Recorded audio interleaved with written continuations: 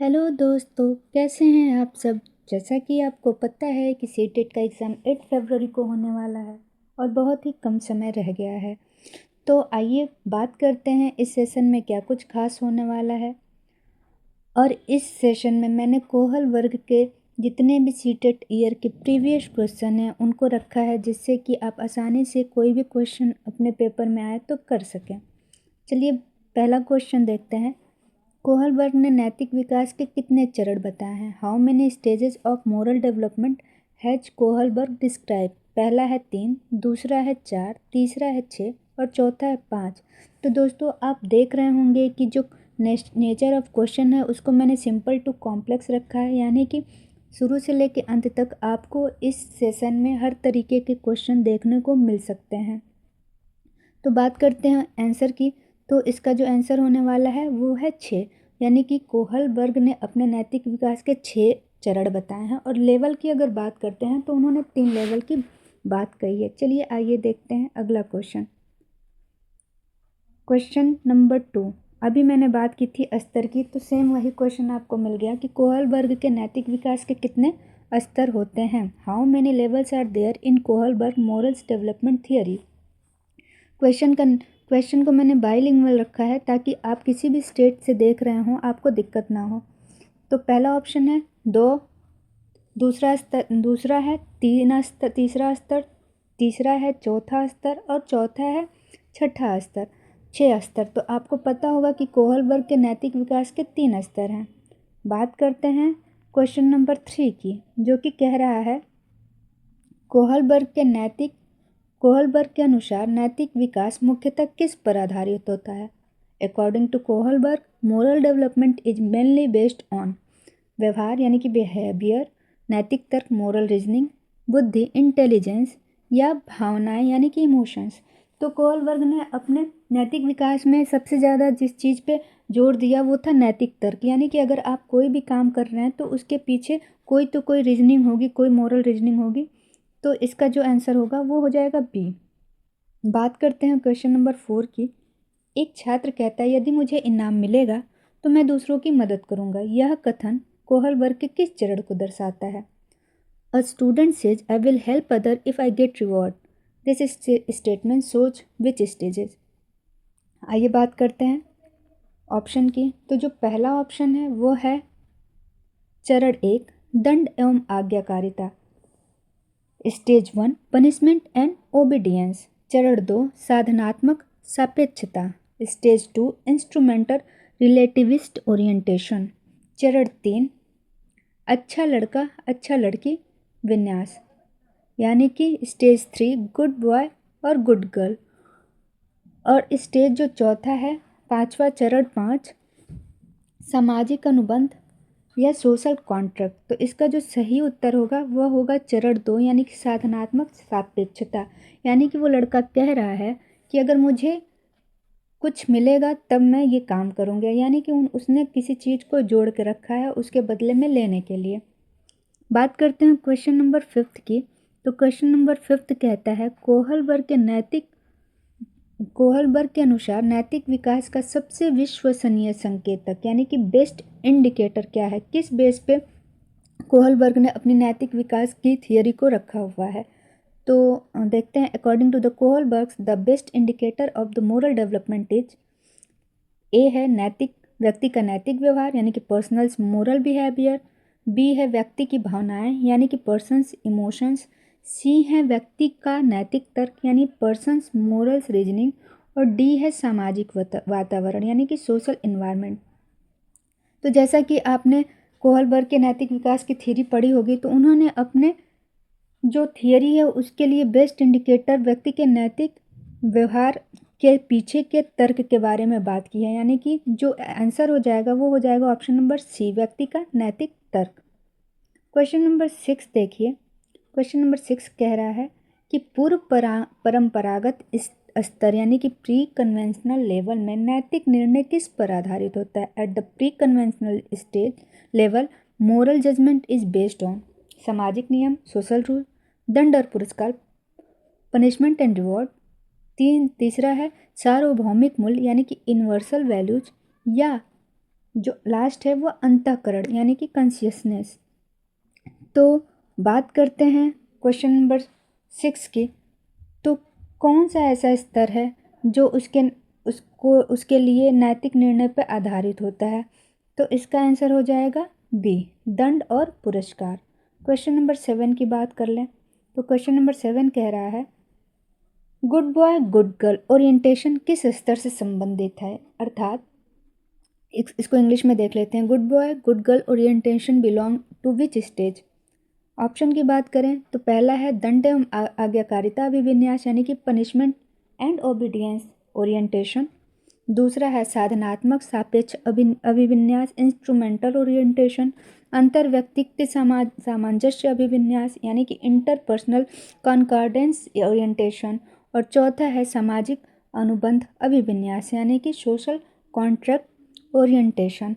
तो जो इसका आंसर हो जाएगा वह हो जाएगा सी, अंतर व्यक्तित्व सामंजस्य अभिविन्यास। बात करते हैं क्वेश्चन नंबर 8 की। बिना समय गवाए हम लोग फटाफट से कर लेते हैं। जिनका जितना भी क्वेश्चन बन पाए वो कमेंट सेक्शन में आंसर जरूर करेंगे और अपना स्कोर बताएंगे। According to Kohlberg at which stage does a child morality focus on avoiding punishment?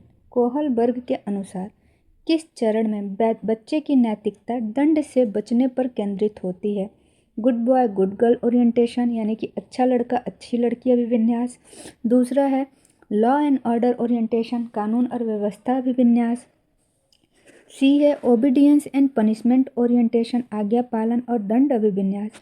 और लास्ट है सोशल कॉन्ट्रैक्ट ओरिएंटेशन यानी कि सामाजिक अनुबंधन अभिविन्यास। तो कौन सा ऐसा चरण है जिसमें बच्चे दंड से बचने के लिए कार्य करते हैं? तो यह हो जाएगा ओबीडियंस एंड पनिशमेंट ओरिएंटेशन सी, यानी कि आज्ञा पालन और दंड अभिविन्यास। बात करते हैं क्वेश्चन नंबर 9 की।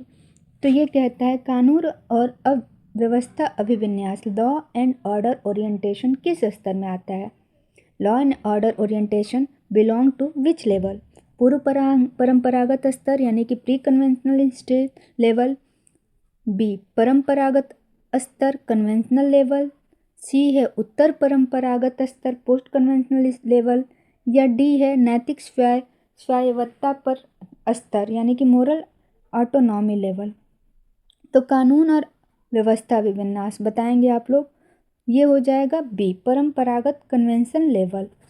बात करते हैं क्वेश्चन नंबर 10 की। कहता है कि कोहलबर्ग का सिद्धांत किस मनोवैज्ञानिक सिद्धांत से प्रभावित है? Kohlberg's theory is influenced by whose theory? Skinner, Bandura, पियाजे या वाइगोत्स्की? तो इसका जो सही आंसर हो जाएगा वो हो जाएगा पियाजे। क्वेश्चन नंबर 11 देख लीजिए। सार्वभौमिक नैतिक सिद्धांत यूनिवर्सल एथिकल प्रिंसिपल किस चरण में आते हैं? Universal ethical principle belongs to which stage? पहला चरण 4 स्टेज 4। सेकंड ऑप्शन है चरण 5 स्टेज 5। थर्ड ऑप्शन है चरण 6 स्टेज 6। और फोर्थ ऑप्शन है चरण 2 यानी कि स्टेज 2। तो इसका जो आंसर हो जाएगा वो चरण 6 हो जाएगा। इसमें ही बड़े बड़े लोग महान लोग होते हैं like national Mandela, Mahatma Gandhi, जो यूनिवर्सल राइट की बात करते हैं, सबका विकास, सबका साथ सबका विकास की बात करते हैं। तो ऑप्शन जो हो जाएगा वो हो जाएगा सी स्टेज 4। क्वेश्चन नंबर 12 देखते हैं। एक बच्चा कहता है मैं चोरी नहीं करूँगा क्योंकि मुझे सज़ा मिल सकती है। एक बच्चा कहता है कि मैं चोरी नहीं करूँगा क्योंकि मुझे सज़ा मिल सकती है। यह कथन कोहलबर्ग के किस चरण को दर्शाता है? इंग्लिश में देख लेते हैं। A child says I will not steel because I may gate punished. This reflects which stage of Kohlberg? चरण 1 दंड एवं आज्ञाकारिता, स्टेज 1 पनिशमेंट एंड ओबीडियंस। चरण 2 साधनात्मक सापेक्षता यानी कि इंस्ट्रूमेंटल रिलेटिविस्ट। चरण 3 अच्छा लड़का अच्छी लड़की अभिविन्यास good boy good girl orientation. और चरण 4 कानून एवं व्यवस्था लॉ एंड ऑर्डर, यानी कि इसका जो सही आंसर हो जाएगा वो हो जाएगा चरण 4 चरण 1 दंड एवं आज्ञाकारिता पनिशमेंट एंड ओबीडियंस। बात क्वेश्चन नंबर 13 कहता है मैं नियमों का पालन करता हूँ क्योंकि समाज ठीक से चले। यह किस चरण का उदाहरण है? I follow rule so that society function properly. This shows which stage? Option 1 पूर्व परंपरागत स्तर प्री कन्वेंशनल स्टेज 1, दूसरा है परंपरागत स्तर चरण 4 कन्वेंशनल स्टेज लेवल स्टेज 4, उत्तर परंपरागत स्तर चरण 5 पोस्ट कन्वेंशनल स्टेज 5, या उत्तर परंपरागत स्तर चरण 6 पोस्ट कन्वेंशनल स्टेज 6। तो इसका जो आंसर हो जाएगा वह होगा परंपरागत स्तर यानी कि कन्वेंशनल लेवल स्टेज 4 की ये बात कर रहे हैं। आगे देखिए, क्वेश्चन नंबर 14 कहता है कोहलबर्ग के अनुसार नैतिक विकास का सर्वोत्तम मापन किससे किया जाता है? नैतिक व्यवहार यानी कि मोरल बिहेवियर, नैतिक भावनाएं मोरल इमोशंस, नैतिक तर्क मोरल रीजनिंग, या फिर सामाजिक पृष्ठभूमि यानी कि सोशल बैकग्राउंड। तो इसका जो सही आंसर हो जाएगा वो हो जाएगा नैतिक तर्क, यानी कि हर काम करने के पीछे आपका एक नैतिक तर्क होना जरूरी है। आगे बात करते हैं क्वेश्चन नंबर 15 की। तो ये कहता है कि हिंज डिलेमा यानी कि हाइंज दुविधा का प्रयोग कोहलबर्ग ने किस उद्देश्य से किया? Why did Kohlberg use hinge dilemma?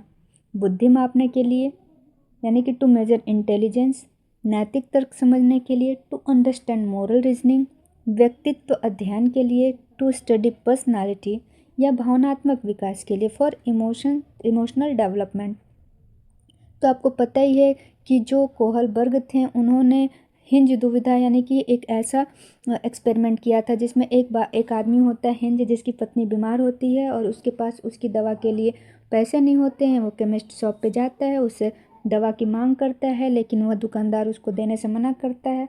और अब हिंज दुविधा में है कि या तो अपनी पत्नी को मरने दे या फिर जाके चोरी करके दवा ले आए। तो इसी उद्देश्य को जानने के लिए कि ऐसे सिचुएशन में फंसने के बाद व्यक्ति क्या करता है, उन्होंने ये सिचुएशन हिंज के सामने रखा। तो इसका सही आंसर जो हो जाएगा वह नैतिक तर्क समझने के लिए कि उस पर्टिकुलर टाइम में वो कैसा बिहेव कर रहा है, इसको जानना था, तो उन्होंने इस एक्सपेरिमेंट को किया। तो इसका सही आंसर हो जाएगा नैतिक तर्क समझने के लिए B.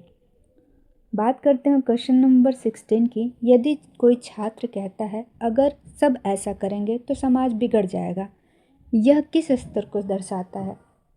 If everyone does this society will collapse, this indicate which level? पूर्व परंपरागत यानी कि प्री कन्वेंशनल, परंपरागत, कन्वेंशनल, उत्तर परंपरागत, पोस्ट कन्वेंशनल, या नैतिक अपरिपक्वता मोरल इमेच्योरिटी। तो इसका जो सही आंसर होगा वो हो जाएगा बी, परंपरागत।